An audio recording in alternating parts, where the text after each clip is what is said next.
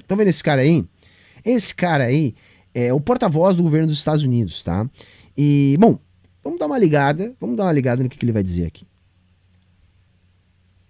You just said you're for a durable peace and security and you want Israel to abide by international law. I'm going to pick up where I left off yesterday. Does the U.S. recognize the Fourth Geneva Convention as applying to Gaza and the West Bank? Sam, I'm not going to get into the specifics of the legal aspects of this. I would have to double check for you. But what I will just say is that we have made clear. I don't want to take up a lot of time if we're going to go. Great, we can. No. I mean, I'd like to move on. Okay, wonderful. I'm just going to repeat. It has been long-standing U.S. policy that the Fourth Geneva Convention does apply. Indeed, if the Fourth Geneva Convention doesn't apply, it's not clear to me what legal constraints there are on Israel.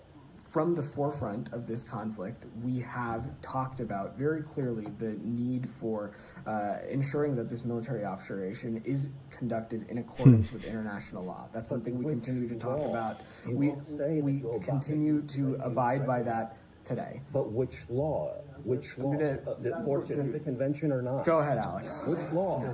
It's a free fire zone if you're not going to abide by the Go ahead, Alex. Convention. Which law? You're creating the legal concept. Sam, we've taken two. If you're going to interrupt your colleagues, I'm going to ask you to leave. No, I'm interrupting you. The rest of the room has questions that they would like to get to. I've taken your question every day of this week. Thank you. Alex, please go ahead. I just haven't gotten an answer. Please go ahead, Alex. Basicamente, o porta-voz está se negando a responder aquilo que a gente já sabe, né? Que Israel não respeita a Convenção de Genebra, né? Nos seus ataques à faixa de Gaza. Basicamente, é isso que a gente ouviu ali, tá? E agora eu vou colocar um outro vídeo aqui, tá? Só para complementar aquilo que eu vinha dizendo a respeito dos BRICS e da relação deste império em agonia com a necessidade de desarticular os BRICS. Tá aí.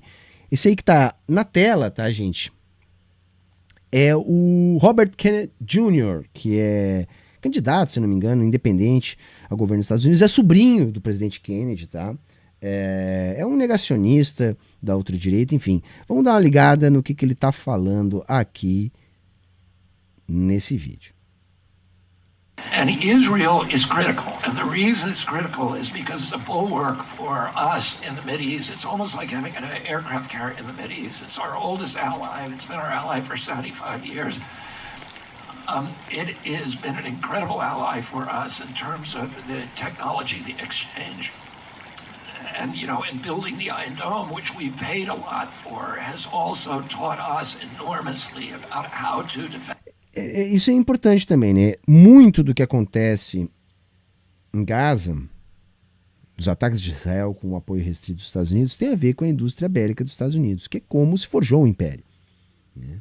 Então não podemos esquecer disso. And ourselves at home for missiles. So those military expenditures are all going. 75% of it goes to U.S. companies under the agreement, under the MOU.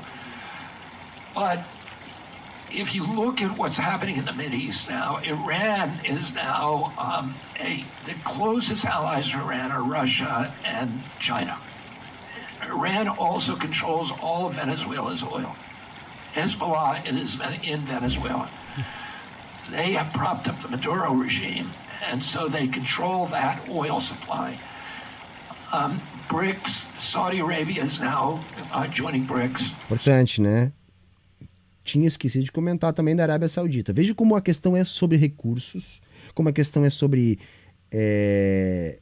formação de bloco contra-hegemônico e o alvo é o BRICS. So those countries will control 90% of the oil in the world. If Israel disappears, the vacuum in the Mideast, which is, Israel is our ambassador, it's our presence, our... Ou seja, gente, Israel é um entreposto estadunidense no Oriente Médio. Vamos entender o seguinte: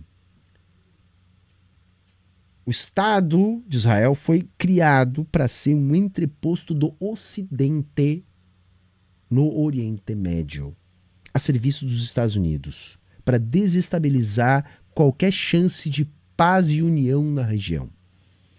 O objetivo é dividir para conquistar. O objetivo é controlar recursos naturais importantes para que outros países não ousem controlar tais recursos, como assume aqui, sem nenhuma vergonha, né, Robert Kennedy Jr. Beachhead in the Mideast, and it gives us ears and eyes in the Mideast. It gives us intelligence. It gives us the capacity to influence affairs in the Mideast. If Israel disappeared, Russia and China. Como se fosse, né? Eu acho que o interessante é a gente pensar nisso, como se fosse algo que pudesse ser vislumbrado, o desaparecimento de Israel. Isso sequer é uma possibilidade plausível no momento, né? O que a gente está lutando é para que Gaza não desapareça, que a Palestina não desapareça.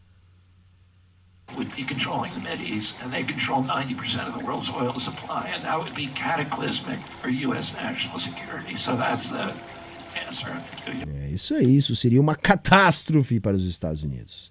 Então é isso, gente. Israel pode tudo. Israel pode tudo, porque na verdade é uma colônia dos Estados Unidos, a serviço dos Estados Unidos, a serviço do Império no Oriente Médio. E tá lá para fazer isso que tá fazendo.